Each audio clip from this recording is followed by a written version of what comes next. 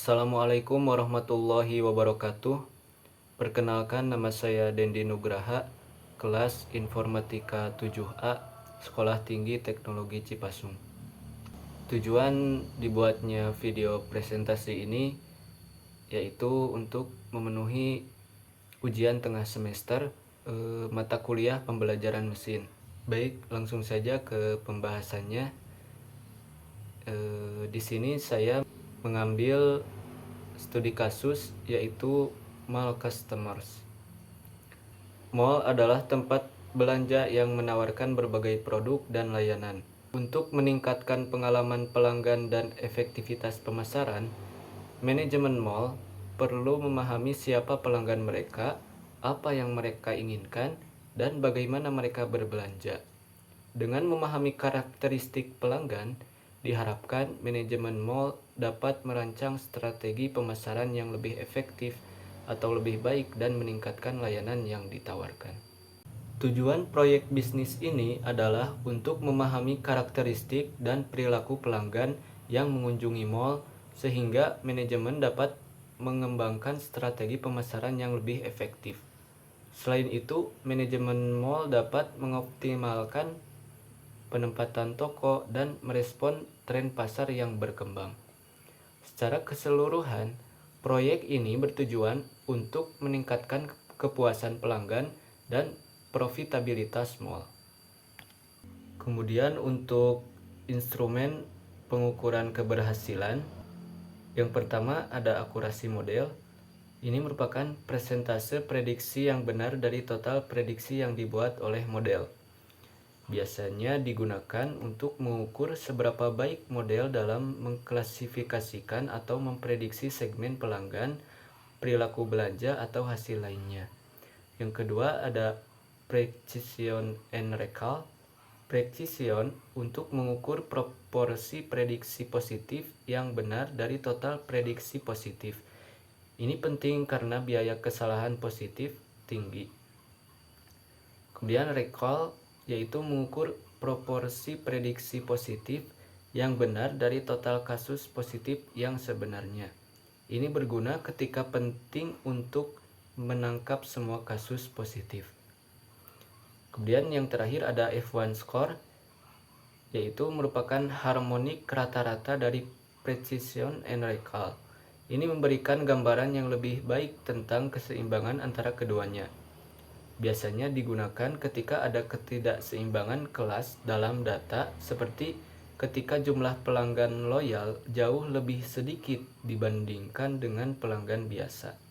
Kemudian masuk ke tahapan data understanding. Di sini saya menggunakan dataset mall customers yang tersedia di Kaggle. Data ini berisi informasi tentang pelanggan mall. Kemudian ada variabel-variabel penting. Yang pertama ada customer ID. Ini merupakan ID unik untuk setiap pelanggan. Kemudian ada gender, yaitu jenis kelamin pelanggan, male atau female. Selanjutnya ada age, yaitu usia pelanggan. Kemudian ada annual income, yaitu pendapatan tahunan pelanggan dalam ribuan dolar. Yang terakhir ada spending score 1-100, yaitu skor yang diberikan oleh mall untuk menunjukkan seberapa baik pelanggan menghabiskan uang mereka. Selanjutnya masuk ke tahapan data preparation. Langkah pertama adalah membaca dataset dan melakukan data preprocessing. Selanjutnya, customer ID berisi ID pelanggan yang tidak ada relasi dengan kelompok pelanggan. Oleh karena itu, customer ID ini akan dihilangkan karena tidak dibutuhkan. Selain itu, untuk mempermudah pekerjaan, saya akan merubah nama kolom annual income ke dolar dan spending score 1-100 menjadi annual income dan spending score saja. Selanjutnya pada kolom gender terdapat dua nilai, yakni male dan female. Maka saya menggunakan label encoder untuk merubah female menjadi value 0 dan male menjadi value 1. Perubahan ini dilakukan karena algoritma K-means model membutuhkan nilai numerik untuk dapat bekerja. Label encoder sendiri bekerja dengan cara merubah seluruh kategori di dalam suatu kolom menjadi angka. Angka tersebut diurutkan berdasarkan huruf abjad dari kategori yang ada. Ini adalah sebaran data untuk memastikan data telah siap untuk dilakukan pelatihan. Dari data dan visualisasi data yang tadi, dapat diketahui pengunjung mall lebih banyak perempuan berjumlah 120, sedangkan laki-laki berjumlah 80. Kemudian rentan umur pengunjung dari usia 18 tahun sampai 70 tahun, namun sebagian besar pelanggan mall dengan rentan umur yang lebih muda. Karena jarak data beragam, maka kita akan melakukan normalisasi terhadap data menggunakan Z-score, sehingga data memiliki mean 0 dan standard deviation 1. Semua kolom akan dinormalisasi kecuali gender. Sebelum memulai pelatihan, berarti kita harus menentukan jumlah klaster. Namun, pada kasus ini, kita tidak mengetahuinya. Oleh karena itu, kita dapat menggunakan elbow method. Pemilihan jumlah klaster yang sesuai, kita bisa menggunakan evaluasi inertia. Inertia ini adalah total jarak dari suatu sentroid kepada data yang berada di klaster yang sama.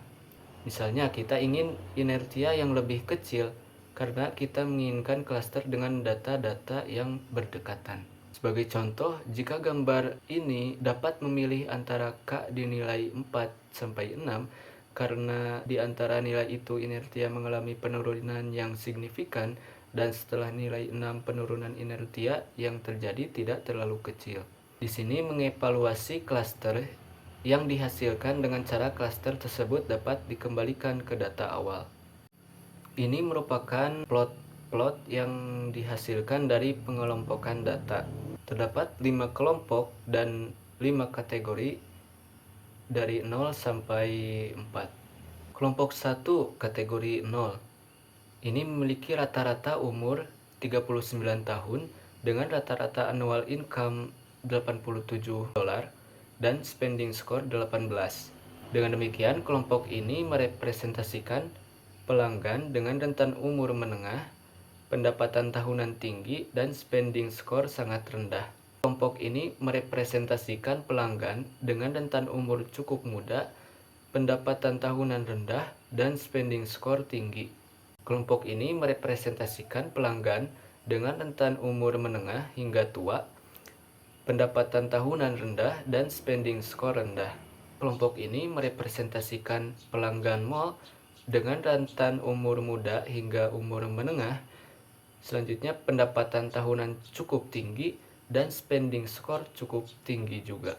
Kelompok ini merepresentasikan pelanggan mall dengan rentan umur lansia, pendapatan tahunan tinggi, dan spending score rendah. Ini merupakan hasil akhir. Tidak ada syarat yang mutlak untuk menggunakan seluruh data dalam membuat klaster. Jika dilihat dari data kita di atas, akan mudah memang untuk Cummins membagi data dengan menggunakan kolom gender karena kolom tersebut hanya memiliki 2 nilai, yaitu 0 untuk female dan 1 untuk male. Terima kasih, mungkin itu saja yang dapat saya sampaikan. Kurang lebihnya mohon dimaafkan. Billahil hidayah wa taufik. Wassalamualaikum warahmatullahi wabarakatuh.